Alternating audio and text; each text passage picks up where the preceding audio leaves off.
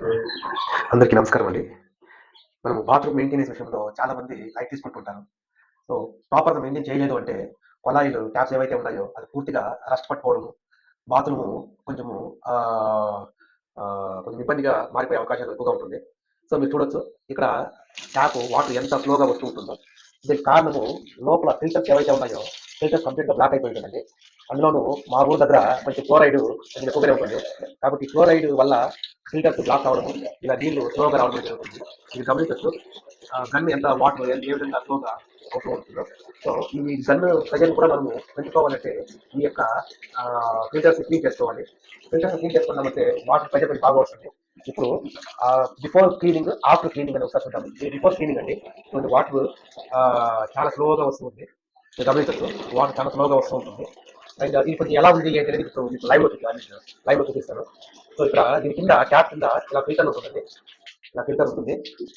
ఈ ఫిల్టర్‌ని మనము కింద ఇలా తిప్పినామంటే వచ్చేస్తుందండి. మనం ఆ రోజు బిగించినప్పుడు చెప్పుండాలి అతనికి మనకి.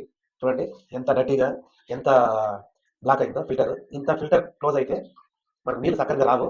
ఇప్పుడు దీన్ని ఫిల్టర్ లేకుండా ఒకసారి ట్యాప్ ఆన్ చేద్దాము. ఇలా ఉంటుందండి. సో, దీన్ని మనము ఫిల్టర్ క్లీన్ చేసి మళ్ళీ ఏద్దాము. ఇది ఫిల్టర్ క్లీన్ చేసిన తర్వాత ఇలా ఉంటుంది.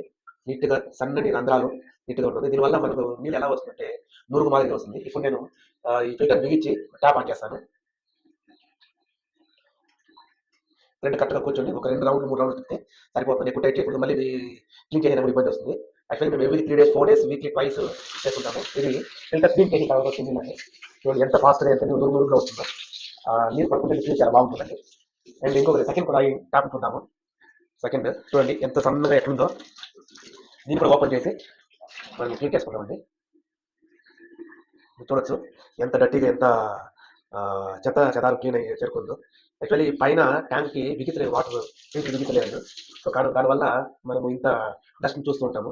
దీన్ని ఇప్పుడు క్లీన్ చేసి మళ్ళీ బిగిద్దాము.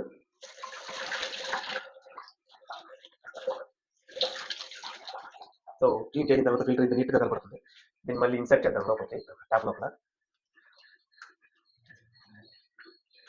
చూడొచ్చు ఎంత ఫాస్ట్‌గా వస్తుంటాయి నీళ్ళు.